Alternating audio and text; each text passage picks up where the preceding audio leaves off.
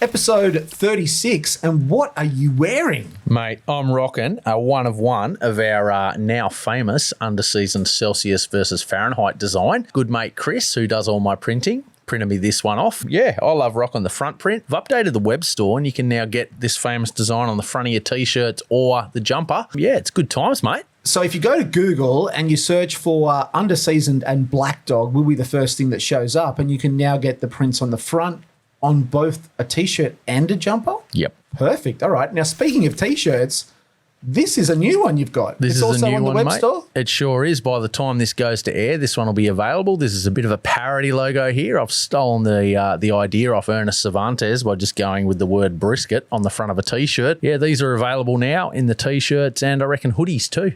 All right, so this shirt is also available on the web store. Yeah, mate, and this is all just basically crowdfunding to try and get us to Texas. All right, so every time you buy a t-shirt or you buy some of our merch, it goes into the kitty so we can get to America. That's it. We're going to do a bit of a under-season roadshow, and it's all going to be for your benefit. 100% a work trip. Definitely. All right, it's a cool-looking t-shirt and it's available on our web store. Now, who is going to do our intro today? I have no idea, mate. There's been some heavy hitters so far, so... You ready? Let's go. G'day folks, Pitmaster Adam Roberts here. I am introducing the Underseason Barbecue Show, the one and only podcast for barbecue. Best in the world, love it to bits, watch it every show. The Mayor of Flavortown. That's Mr. Adam Roberts. So Adam Roberts is a well-known and respected pitmaster here in Australia in his own right. He's also the co-founder of the Australian Barbecue Alliance, and just so happens to be the mayor of the very town we are filming in. Bloody oath, mate. Yeah, he's a bit of a local celebrity here. Yeah, we love your ads. Did he just say that we have the best barbecue podcast on the planet? Yes, but he also did say he watches every episode too, so that's fucking cool. Yeah, it's awesome. All right, let's move on into it. What do we have inside this episode? So this episode's a bit of a peanut butter jelly themed, mate, but more on that later. We've got a Danny Trejo taco experience. We've got a kids playhouse, which is now turned into a smokehouse. And we've been called out on the menu by a fellow influencer, and we're going to give it a crack. Okay, that sounds like a pretty fun time. It's a jam-packed episode. I like what you did there. Let's move into the fuck-up of the week. It's where we get started. And this one was sent into us by Carport Barbecue. They say, "Hi, Jay and Si. Man, I love this podcast. Great laughs, interesting topics. I wanted to share a potential fuck-up of the week. Keep up the great work with the show. All the best. From the Netherlands." We've got fans in the Netherlands. This shows a bit of barbecue balls here because Marcel's pretty keen to throw his hat in the ring for fuck up of the week. Good on you, mate. Yeah. All right. Well, let's see what we have in store. And what are we looking at? Oh, geez. Looks like the pork tax man. So he says, "I bought some frozen pork belly at a farmer's market, and while defrosting it and cutting it, I realised it was 90% fat." Yeah, right. The only way you're going to save that is to chop off the little bits, maybe fry it off and turn the rest into lard. But yeah, you'd be pretty disappointed. Well, I don't think this amount of fat is like Wagyu. I think when it comes to pork there, fat's fat. And it's a little bit of it's great, but this is 90% fat. Yeah, they're going to be some pretty squishy burnt ends if you go down that route. Yeah, he says, wasted cut, wasted money, no juicy pork belly down the hatch. Bummer. So I jumped onto AI and I thought to myself, what kind of pig might this pork belly have come from? And this is what it shot back to me. Jesus, that reminds me of Priscilla, the beer-drinking pig from the east coast of Tassie. What? There's a pub down in a place called Pie and Ghana we used to go to as kids. And there's a massive big pig out the front. You go into the bar, you pay $2, they give you a watered-down bottle of beer slops. You go out, you give it to the pig, and she drinks it. Now, this beast would put its mouth over the neck of the bottle and just deep-throat this thing back in under half a second. And I would hate to know how many litres of beer this thing would drink a day, but it would have had some beautiful tasting suckling pigs. So was it this fat? Not quite that round, but she was a big pig. Rightio. All right, moving on. This one was posted by Nando82 and they captioned it, "Screw your pizza slices," and you sent it to me, so let's watch.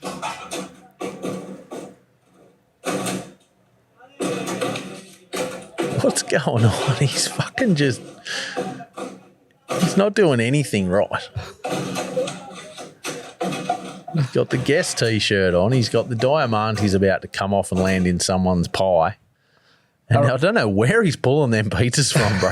So what we're looking at here is a pizza store. It looks like it's in India somewhere, and they're making a lot of noise, a lot of racket. They're cutting up a lot of pizzas, but in the poorest possible way that you could cut a pizza up. Yeah, really inconsistent. And by the way that pizza cutter's shaped, you're supposed to roll it, and I don't think he's hitting all the edges. So Kinnamon, in the comments, he posted a picture of an exact diagram of the cuts that he did in the first pie, and they were just as bad in every other pie that he did.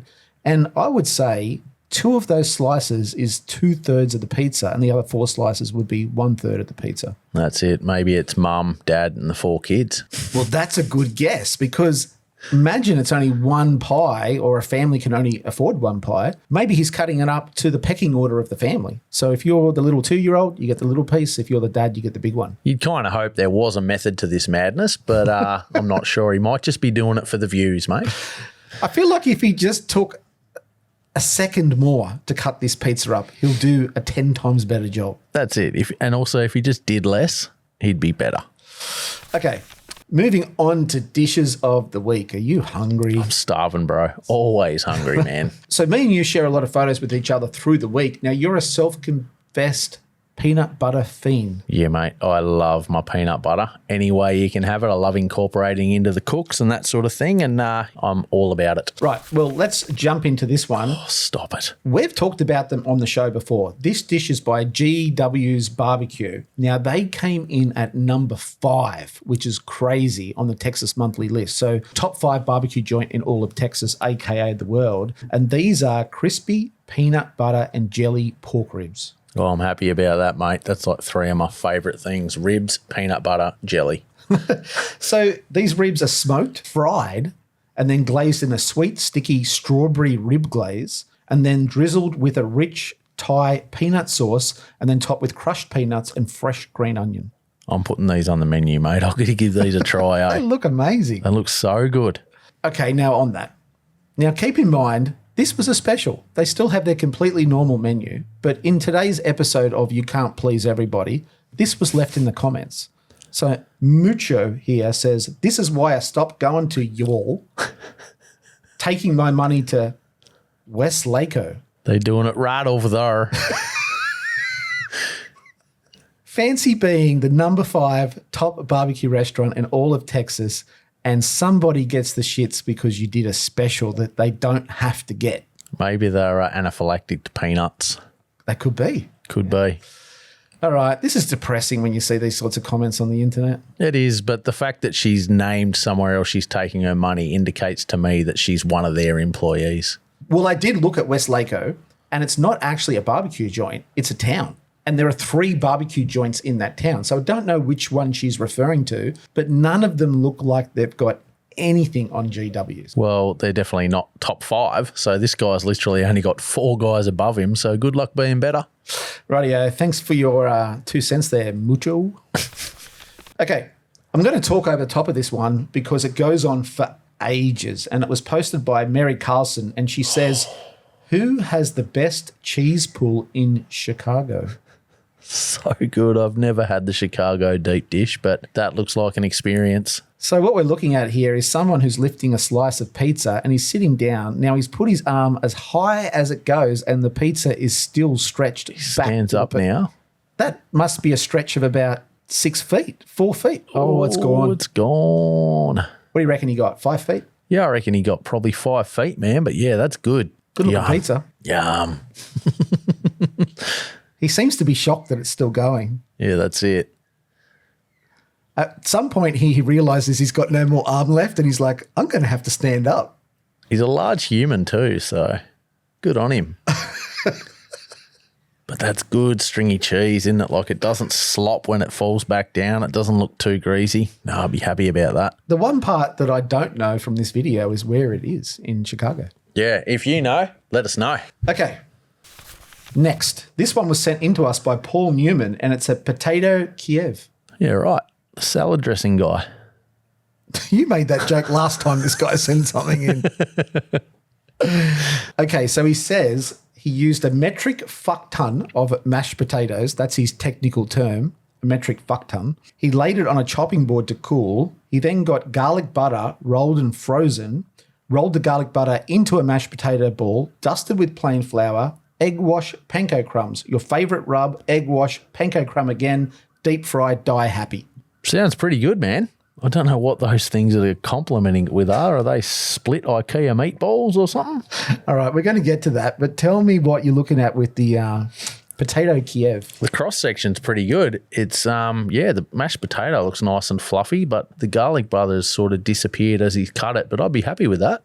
Yeah, it looks like there's a lot of garlic butter through the mashed potato and it's crumbed, which is always a good thing. Yeah, that's it. It's almost croquette, isn't it? Okay, but you picked it. Obviously, the potato Kiev looks amazing, but it's surrounded by some pretty sad-looking food. And I didn't say that. I think they're rissoles. Yeah, right. It looks like he started cooking them the day before. Crazy. Or maybe he found them in the oven from previous cooks before he put this dish together. He spent all his energy on the croquette or the Kiev, mate, and forgot about the extra stuff. But no, it's a bloody win. It is. Okay, thanks for sending that in. We appreciate it. If anyone has a cool cook that they've done, send it to us in the DMs. We'd love to feature it on the show. We love this little bit of creativity that people are showcasing at home when they're doing, this looks like a basic meal, but he's put a twist on it, and I think it's cool. And I think it's the last one Paul will send in to us. And if he sends a third one in, I'm sure you'll make that same joke one more time. Probably will. So if you've done something like this, send it in to us. We'd love to review it on the show. And this is a cool idea. I haven't seen it done before. No, I like it. But you're going to have to do something about those meatball rissole things. Yeah, that's it. Okie dokie. What's this one? This was, I was called out in the comments of this one by Crispy Eats over in the UK, basically saying, hey, Si, I heard you're a peanut butter fiend. What do you think of these? And I am pretty fucking happy about it. Okay, so like you said, it was sent to us by Crispy Eats, or you were tagged in. He said, just finished watching the latest episode of Underseasoned. Heard you're a peanut butter fiend. What do you think of this creation? I'm really happy about it. So what we've got is we've got some jammy Dodgers. He's slapped a bit of peanut butter on top and then wrapped them in bacon, hit them with a barbecue rub and got a bit of a jam dipping sauce there, and they look fan-fucking-tastic. They look like something we need to eat. They do. All right, sometimes I feel like these things can be a bit gimmicky, but you reckon that'll be all right? I reckon they'd slap, mate. All right, moving on. I've got a new segment for us. Sick. What is it? It's what it's called. What is it? Okay, the new segment is called What Is It? I'm going to show you a picture and then you've got to guess what the hell it is. Ready? Ready. Mate, I sent you this. I don't need to guess. What are you going to spoil the surprise for? So what is it? So this is some smoked stingray wing. That's weird. It's delicious, mate. I've eaten a lot of skate over the years. A couple of fish and chip shops in Tassie got busted a few years ago because they were getting the wings, they were getting the cookie cutters, cutting out perfect little round morsels and selling them as scallops. And no one noticed? Oh, people noticed. People caught on pretty quick. Okay, so he says that he's catching stingrays more often at Chesapeake Bay these days, so he decided to keep one and play around with cooking the wings. He says he found them delicious when brined, and then he smoked them in a pellet grill. Wow, it's almost like a stingray pastrami. It does have a little bit of the colour of pastrami, doesn't it? Yeah, it definitely does. But no, you find that skate or stingray wings, that it's quite a very flaky fish. I've eaten a fair bit of stingray. Most of the time, guys just chuck them back. But yeah, no, they're pretty good. You can just sort of cut them up and deep fry them and batter them, that sort of thing. But it's cool to see people exploring what you can actually do with them. Yeah, so he brined them and then smoked them, and then he pulled it. So what he's done here is he's made the equivalent of a pulled stingray sandwich, which just looks exactly like a pulled pork sandwich. He said it has more of a meat taste versus a fishy taste, and he said it's worth a try. You might be surprised just how good it is. That's it, mate. Next time we pull a snag in that ends up being a stingray, might have to give this a crack. Okay. Next. This is cake of the gods. So this was posted by Wiradjuri Rabs Entertainment, and he says, definitely getting a Devon layered cake for me 40th.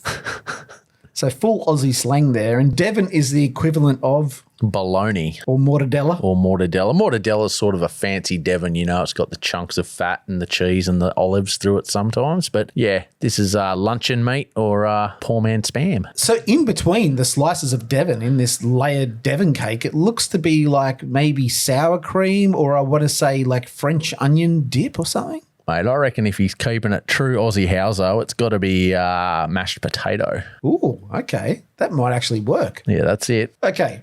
Moving on to the next one of what is it? And I'd call it a bacon bap, but there's not enough fucking bacon there. so Dan's a Dragon posted this one and he says, I paid £5 for a bacon roll from a Hilton hotel in the UK. Jesus Christ. So what we're looking at here, I mean, do you even call that a bun? No. And who even eats that bit of the bacon anymore? It's all about the streaky, isn't it? Well, there's one piece of the eye of the bacon on top of quite a large bun here, and that's what they're calling a bacon sandwich. Yeah, right. So he does say, I received compensation. He complained. He said, I received compensation in the form of 2 bacon rolls that had 3 slices of bacon in each the following day. Did they toast and butter the roll this time? It's not even cooked. No, it's pretty sad. Good job, Hilton. You'd want to hope your day got better. Okay, moving on to the news. And do you know who this is? Fuck yeah, that's Danny Trejo. So he was an actor in Con Air, Desperado, Machete. He's a legend, right? He's a fucking legend. So did you know that he has his own taco joint, Trejo's Tacos, and it looks legit. He gets a 4.4 on TripAdvisor. Fuck yeah, that's good numbers. Yeah, look pretty cool looking tacos there. Beautiful looking colour there, mate. I'd smash that. Okay. Now, this was posted on Airbnb socials, and it says, imagine for a moment you're chilling in a lowrider with Danny Trejo in LA while eating tacos. It's not a dream. It's an Airbnb experience. Yeah, right. You wouldn't want to spill your taco though, would you? Not in his car. So it's $388 AUD. So it's about $400 or just under $300 if you're in the US. You get to meet up with Danny. You grab a coffee. You talk about his lowriders, you go for a little ride, and then you get to eat a heap of tacos. And if you want, I think he's also got a dessert place next door as well. Sick. And there's also a pinstriper that does all his cars, which will teach you how to pinstripe as well. Yeah, right. What a legend though, hey? What a G. Because it's like, I'm sure he doesn't need to do this stuff anymore. I'm sure he's a legend. He wouldn't be doing it for the money. I think he's just doing this to give people cool experiences because it's not like he's charging a fortune for this pretty cool experience. Yeah, I'm all about it, bro. Yeah. So what would you rather be doing? Driving around in a black Lamborghini through LA or driving around in a lowrider with Danny Trejo? Let me be shotgun with Danny any day, bro. All right, hopefully people got the joke there. Moving on, there's some new products out in the barbecue world. Fuck yeah, what are they? Okay, this one's by Chicken Fried Barbecue and it's pork and rib glaze wrap. Yeah, right. It should be available on their website as this goes to air. Now, I'm assuming that you put this on ribs before you wrap them during the Texas Crutch. So normally you might put like honey and butter and sauce, but I think that's what this is for. It gives them a bit of a glaze and a bit of a peach flavour. And this would be more sort of directed at comp style, yeah? I think it'd be for everybody, to be honest. I mean, I don't think comp style would go down this route because peach is a little bit of a flavour that I don't think all 6 judges would like. But at home, people are trying to experiment with flavours. I think it'd be pretty cool. Fair call. But Chicken Fried Barbecue is a really well-known competition barbecue team. Yeah, and they do a lot of videos where they show a lot of their process and try and get rid of a lot of gatekeeping and that too. So I love watching their content. Yeah, so really cool. If you see this, grab it, or it's on their website if you want to give it a crack. Now, speaking of barbecue champions, the man himself, Tuffy Stone, let's see what he has to say here. I'm really excited to share with you that Publix has brought both of my sauces into all 1,400 of their stores. My Tuffy Stone Barbecue Original and Tuffy Stone Barbecue Original with Chipotle are on aisle 3. I've changed the packaging. I've tweaked the sauces. So next time you're in your Publix, grab a bottle of my sauce and check it out. Thank you. So this is a pretty big deal. Publix have 1,400 stores across America and Tuffy's now got 2 of his sauces in there. That's like a 6-pallet order straight off the bat. I want to say maybe it's more. Might be true. A semi-trailer full. Yeah, fuck yeah. Good on you, Tuffy. Awesome work. I'm a big fan of Tuffy and obviously a big fan of his products as well. Hell yeah. What's that rub that he's got? It's like a umami rub? The big umami. That's great. I use it on everything. The only problem with it is, well, for him anyway, not for me, but the jar lasts forever. Yeah, right. I've put it on everything and it's still got half a jar left. Yeah, it's good times. It just amplifies everything. Like you put it on your meat, you put it on your roast veggies, and it's just a good time. Yeah, and I will say sometimes when I'm using it on proteins, I'll put it down as a base layer and then put my rub on top, and it just adds a little pop to whatever I'm cooking. Hell yeah. Okay, talking points. Now, this photo came up the other day and it was a bit unusual, and I thought we'd chat about it. Now, it was posted by Augusta Farms Meat Market, and it says, teaching Jackson and Harvey how to smoke on the old school offset smoker. What's different about this? Well, it's got a modification on it. It looks like they built a Perilla grill on top of the firebox there. Yeah, so it's a very unique looking pit. I mean, I've seen warmer boxes, I've seen planches, I've seen live fire tables on top of smoker boxes before, but I've never seen a full-blown Perilla. No, it's cool. It's obviously a trailer setup, is it? But no, I reckon the guys at Bullocky Head Creek Smokers there could shed a bit more light on us, because I think it's fucking cool. Well, it's a great way to use a bit of empty real estate. Yeah, exactly right. So rather than just have your firebox, on top of it, you can cook up some steak and cook some bacon at the same time that you're low and slowing stuff. Yeah, that's exactly right. You got low and slow and hot and fast going on. So, yeah, good time. I just thought it was a really cool idea to do something different on a space of an offset smoker that would otherwise not be used. Yeah, that's it. Is he doing a high live fire brisket there? It looks like a very thin brisket, yeah. Good luck, mate. Maybe he's trying to sear it before he puts it in the smoker. I'm not sure. Anyway, it looks fucking cool. I think it's a good multi-purpose unit. You can grill and low and slow on the one thing. Yeah, man. Covering all bases. All right, on to rate my barbecue. Now, you have to rate these. You've been asked. People are starting to ask for, can Si rate my barbecue? It's funny because you're the fucking barbecue expert that gets around and checks them all out, and then they've just thrown me under the bus. I'm happy about it. I don't want people getting upset with me while I'm walking around meat stock because I gave them a shit review. But you should know, if you do send something into the podcast for Si to rate, he's going to be honest. And if you are expecting a good review, maybe don't send it in. Okay, you ready? Ready. Okay. This one was sent in to us by Amanda. She says, hey, fellas, would you rate this platter getting ready for our first comp? It's looking pretty good so far. That smoke ring on that brisket was good, and I am such a fan of the street corn like that. Good bit of colour. Oh, I like them stack of pickles. I like that. All right, so it was a very close-up shot of this platter, and it's panned back, and now we can see the entire platter, which is pretty impressive. Now, she says, I should have mentioned this was cooked by my fiancé, Ben Mahoney, and myself. We'd had a few beers by the time we sent you this video, and we are practicing for the Queensland Open Barbecue Championship. So even though this is a platter of barbecue, it really is comp barbecue and all four hand-ins posted together on the one platter with some side. That's cool because you never see it like that. Like you've got the pork loin up the side there, which you very rarely see on a platter like this. You've got the whole chicken pillows, the pulled pork, the pork ribs, but then they've added the slaw, the pickles, the burnt ends. Mate, I'm pretty happy about that. Let's go an 8.3. That's high. Yeah, it's pretty high. Right, Denmark, you got to put 8.3 up. You ready? I just like the fact that it's not the same as, you know, your Franklin platters and that sort of thing. Not that I'm dissing them, but it's cool to see that they've got all their barbecue hand-ins sort of already at the same time and decided to present it in a platter just by practicing. So I'm happy about that. Okay, so moving on, we have a second platter sent into us that they've asked you to rate. This one was sent into us by Big Five Lapper, and he says, here's a platter I've done. Can Si give it a rating? What are we looking at? We're looking at a lot of this looks like it's been fried. Have those sausages been fried? The chips have kind of been fried. There's fried onion rings. There's chicken wings. There's looks to be a tomahawk through the middle there, and a bit of brisket, bit of are these chocolate sundaes? That's cool. There's a lot to unpack here. There is. It's kind of like a creamy base sauce with a barbecue sauce added on top. I'm going to say it's some sort of maybe like chipotle mayo mixed with barbecue sauce. I like it. I really like it. It's something different, isn't it? It is. Those chips aren't cooked, but. So if you might remember, this guy who's done this platter, he entered that platter competition that was at Full Throttle Barbecue that we've featured on a really early episode.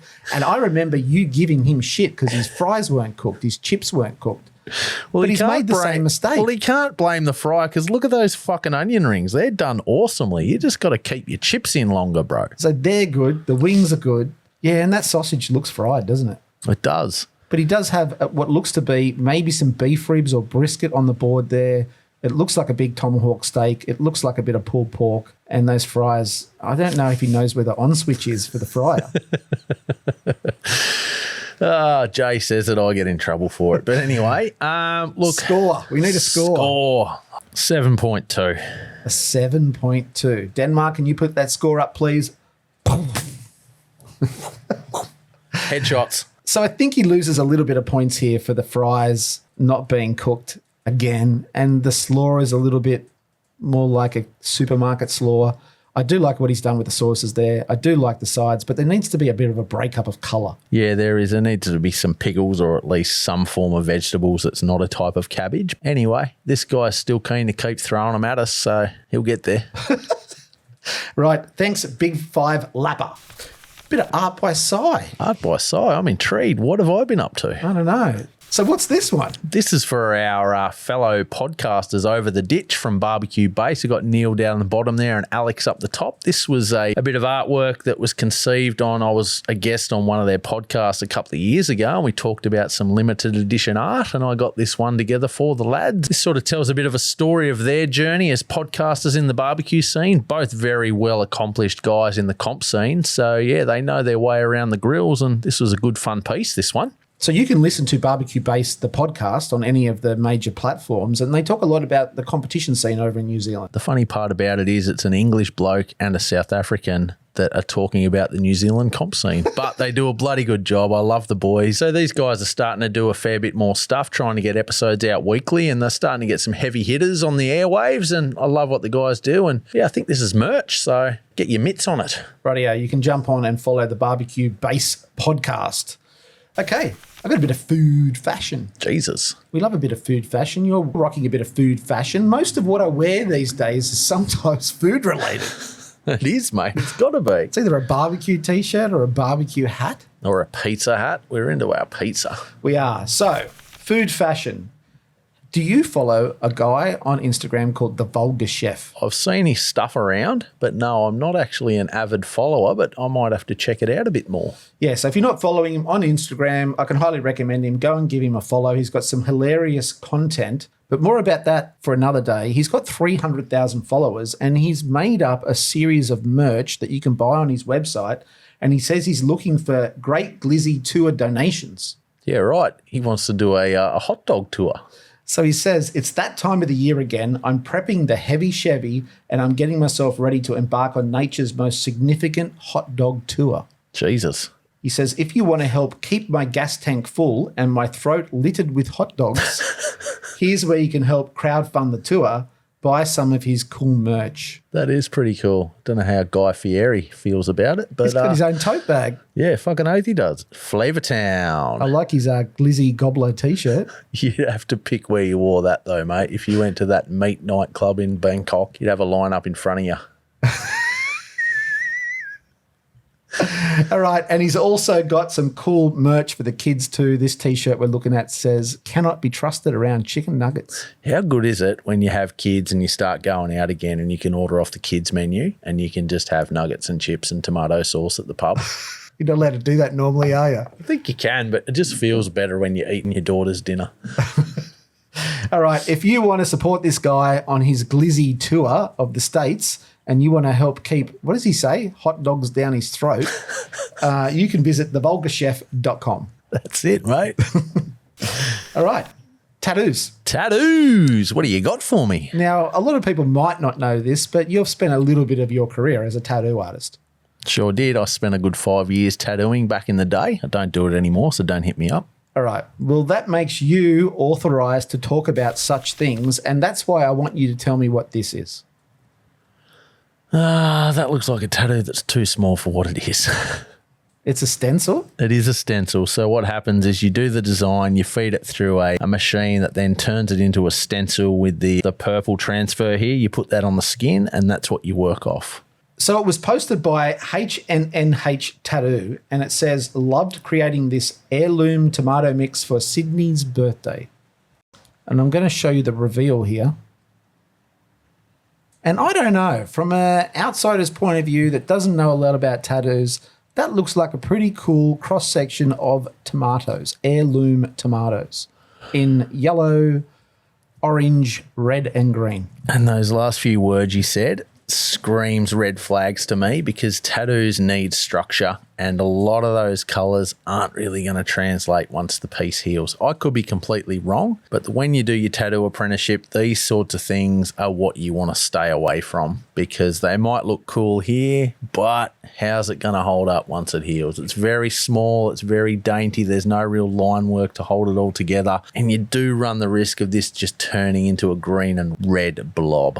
So you're really big on black outlines, and from what I can understand, the black outlines help keep the colour in so they don't spread and fade over time. So are you trying to say that this tattoo over time would just sort of spread and fade? Not so much spread, but yeah, it would definitely fade. What you got to remember is when a tattoo heals, the skin layers grow back on top. So you've kind of got to think of putting a tinted window over the top of it. Once the skin layers heal over the top, it does dull it out a little bit. But I mean, I haven't tattooed in about 5 years now. The technology might be different. Quite often you use black for your outlines because the technology behind the black ink is far superior to everything else. Here, it looks like they've used a lot of reds and dark reds and that sort of thing, which might hold up, but it's not something I would have done myself.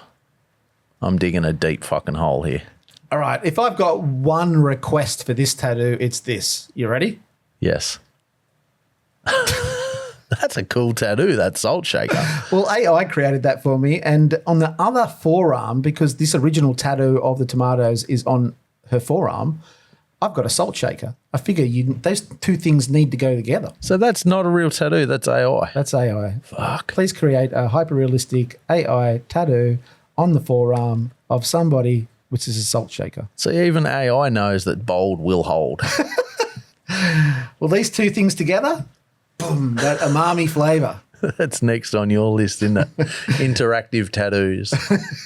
Okay, moving on to, I think it's a new segment. Now, we've featured a lot of pit builders before, but this is more like home builds. This is things that people are doing at home. Yeah, we've had a few guys send in some progress shots of smoker, refurbs and that sort of thing, but I want to see more of this sort of stuff. So this one was forwarded to us by Jonathan Stephanie, and let's watch it here. And this one was originally posted by George Logue, and he called it Lakegadoris. Oh, sick. He's replicated the old mystery meat spinner. So it looks like he's got a beer keg here. He's opened it up and he's created his own kebab cooking device. Yeah, so he's made the charcoal chamber pretty thin so that the charcoal stacks up and it's sort of got that direct sideways heat going on. I'm into that. Yeah, it's pretty cool. So I asked him to send us some photos, and he did. He sent us some photos and some videos of some behind the scenes of how this thing works. So he's got some little vents on the back, which is where he puts the charcoal in. There's a grate at the front to ensure that the charcoal doesn't fall forward. And then his meat is spinning on some sort of motor above it. It's just slowly cooking the meat like a kebab that you would see in Turkey or at any kebab shop in Australia. That's it. It's almost an al pastor as well, isn't it? So it's a keg charcoal kebab cooker. Fucking so cool. You could even close the doors up a bit too and get that extra smokiness. It's pretty cool, hey? So cool. So George is no slouch either. He's on the Shed Barbecue team who have won the World Championship 3 times, and he was on season 2 of Fire Masters. So he's pretty well credentialed. He's obviously seen this dish and then tried to replicate it at home with his own keg cooker. And I'm going to call this one of the biggest wins for a home build I've ever seen, because you can't deny that that meat looks delicious. Well, that's it. Like a lot of guys do this style, but they have the horizontal spit and you lose a fair bit of juice and that sort of thing. While this here, it's just basting itself as it cooks. That's a real fucking win. Right. Now, I've been too scared to say this because I thought I might be wrong, but is it lamb or chicken? Dunno. Who cares? It's fucking delicious. I reckon it's lamb. I think it's lamb too, but it might be marinated chicken whereby it gets the colour of lamb a little bit. I'm not sure. If you can let us, George, if you can let us know. Could even be pork. It's white when he's cutting it. Could be pork too. Yeah, I reckon it's pork al pasta. It is too. I feel silly now that I've said all that. It's all good. Keep it in the edit. Okie dokie. Let's move on. This is fucking cool. So this one was sent to us by Adam Evans, and he says, pizza oven on the left, grill on the right, and a smoker in the middle. We call it the Mancaves. And he's got the hose next to it because I reckon it fucking runs hot. So what is this? It's a couple of barrels that have been joined together by another barrel and just bits of barbecues. He's got a Weber kettle lid on one side. It's just a Frankenstein grill, mate. It's fucking multi-purpose. It's fucking good. But check his lawn out, bro. He needs to mow that grass. Is that what you're trying to say? He needs to get that blowtorch on the edges at least. So to describe what we're looking at here, it kind of looks like two bullet smokers or two drum smokers, and then there's a chamber in between which joins them all together. Yeah, that's it. You got one that runs hot one side for the pizzas, and then you've got more of a, your bullet style on the other side. The middle smoke chamber there too, which probably runs a bit hotter if you got both fuel centers going, but it's fucking cool. Yeah, I think it's awesome. Okay. So he also sent in this one and he said, this is another project coming along nicely. Love the show, by the way. Always a good watch. Yeah, he's not far off being finished, though, in my opinion. He's just got to weld off the end of that firebox and put a chimney on it, and he's away. Yeah, he doesn't have much left to do, but that firebox does look little. It does, but it's not a massive cooking chamber, so, I mean, it might be thick steel, which gets real hot real quick. I don't know, mate. I reckon I'd love to see it in action. Well, when you get it in action, send it into us. Yeah. Okay, so we're on to some man caves. Now, we haven't had a man cave for a little while. No, it's been a couple of episodes, but if you've got one, send her in. Well, we've got two, and this first one was sent in to us by Michael Harvey from Boosted Barbecue. And let's look here because he's got some photos. He says, this is our man cave. It's a great place for watching your podcast and chilling out with friends. Fuck yeah, top spot for it, mate. What are we looking at? We've got a fair bit of our racing memorabilia here, a fully stocked bar with a fridge. I reckon they get the V8 supercars up on that screen a fair bit too, mate. But yeah, it looks like to be a bit of a back room conversion. Lots of old tin signs and that sort of thing. And yeah, it's definitely a man cave. The wife's told him to get this shit out of the lounge room and have it somewhere else. All right, so it's got some pretty cool memorabilia, all based around old automobiles, and it's got red walls, TV's up, the bar's in. It looks like a pretty cool place to hang out and watch the Underseason podcast. Bloody oath, mate. Good times. So he says he's also renovating the barbecue area and he's going to send some pictures in when he's done. Hell yeah, I'd like to see that part of it. Now, speaking of barbecue areas, what's this? This looks like the kids have moved out and don't need the playhouse anymore and Dad's taken over. Now, before we get started looking into this, do you think the bees are the wrong way around when he did that stencil? They're definitely upside down and around the wrong way. So this was posted by Bubba, and he says, I turned an older shed into my smoke shack. I'm really surprised at how well the exhaust works. Grab a beer, let's watch the game. And this is what's inside. Yeah, cool. He's got it all ducted in. Yeah, the fan's there. It's going to draw the smoke out. It's going to be a good time. And he's got two pellet grills, which he's ducted towards an exhaust fan, which is there to take the smoke out. Yeah, that's it. Not that those things pump out too much. Yeah, he's keeping it nice and safe. Now, this is a really, really small shed, but he's got a TV in there. He's got a camp chair. He's got the curtains up, bit of privacy, and the two smokers obviously ducted to the vent. That's it. He needs a bit more shelving and he'll be away. But yeah, that's fucking cool. He's obviously been kicked out of the house or kicked off the patio and he's decided to convert the treehouse into something cool. I would personally worry a little bit about carbon monoxide poisoning, but he says he's got a detector. So the detector up there, which is right next to the fan, detects whether there's too much carbon monoxide. So he's not concerned about that at all. And the other thing I'd worry about just a little bit is that fan. Would it help suck more oxygen out of the smoker and kind of create a faster airflow? It definitely could. I mean, that's what your pellet grills are going to run at. They've got the thermostats and that to sort of keep control of that sort of thing. But so if you had a normal barbecue, you'd probably be using more fuel than necessary. But being a pellet smoker, it's going to look after itself, isn't it? Yeah, you would think so, but not sure. Proof's in the pudding, I suppose. All right. Well, this is a very cool repurposed shed that he's turned into his own little man cave / smokehouse. Hell yeah. Well done, mate. Very cool. Okay.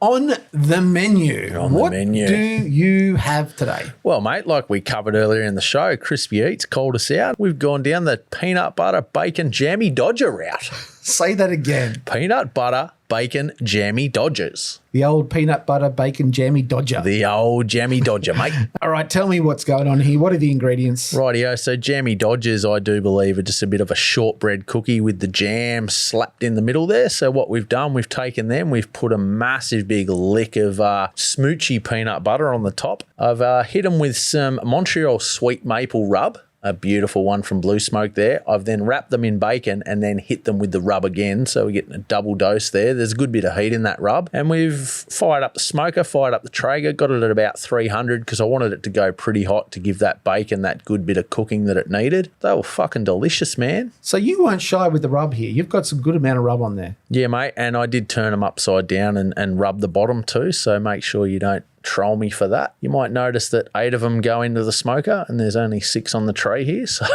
because we've eaten 2 already. Yeah, we have. We couldn't wait, man. But no, they only needed about 40 minutes in the smoker there at about 300 and they were a good time. Look how good they look. It's just so simple and so good, and I'm just so glad that Crispy tagged us in this video and we decided to give it a crack. So I was guilty earlier on in this episode of calling this like a gimmick. I'm going to get the chance to try them again because the first time I was proven very wrong. Yeah, they're so good. All right, bring them out. Oh, yeah. So truth be told, we couldn't wait and we've eaten one each. So I know how fantastic these are and I'm so lucky that we're going to get to try another one. I'm going to try another 3, I think. All right, let's jump in here. It's a biscuit, jam inside, peanut butter on top, wrapped in bacon with barbecue rub on it. Mm-hmm. And they're fucking good, man. It's not a gimmick. It's definitely a stoner snack, though. Move over jalapeno poppers. These are the dessert version, you reckon? I reckon if you put a jalapeno on top of this, maybe, a little slice. A candied one. Added a little bit of heat to it, it'd be delicious, but they're perfect by themselves. So good. Right, as a gimmick, if I had to rate that out of 10 for taste and flavour. They're fucking good, man. I just love peanut butter and jam together. But it's peanut butter jam with bacon and biscuit. The shortbread. You're putting together 4 things that should not go together. That's it. And I was really happy that when I went and did the shopping the other day that the Jammy Dodger itself was available over here because they're traditionally a UK biscuit. Over here we've got the Arnott's Jam Fancy, but the proper Jammy Dodger, mate, the fucking butter content in that shortbread is insane. So it's a shortbread biscuit with jam inside. That's it. Okay, so I don't know what the equivalent is in the US, but they've definitely got a jam-filled biscuit, I'm sure. I reckon. All right, so try this at home. It is unbelievably good. It's so easy too. Like there's very little prep, 30, 40 minutes. Probably don't even need a smoker. You could do them in the oven. If you had 10 people around, I think you'd need to cook 100. I reckon. All right, Encore. There's no context really to this last photo. We've kind of got to make it up as we go. And here it is. That's a fucking win. I've done that myself before. You've done it. Fucking oath I've done it. So what we're looking at here is a toaster turned on its side. They're flexing a little bit here with a 4-slice toaster, but they've got a slice of pizza in each of the gaps. Yeah, that's it. The worst thing about doing this, though, is you turn your toaster on the side and all the fucking crumbs fall out everywhere. So the title is, apparently you can reheat pizza by turning your toaster on its side. You're welcome. I've seen people cook steak like this, man. Steak. Steak in a toaster and it just sort of drips down and fucking, I don't know, it's probably a fire hazard, but yeah, you turn a toaster on its side, you got a good time. My only problem with this is, and not that I really eat the crusts anyway on reheated pizza, but you're not heating the crust there. No, you're not. You probably want one of those wide slice toasters too, because otherwise it's going to squeeze down on the cheese and then melt to it.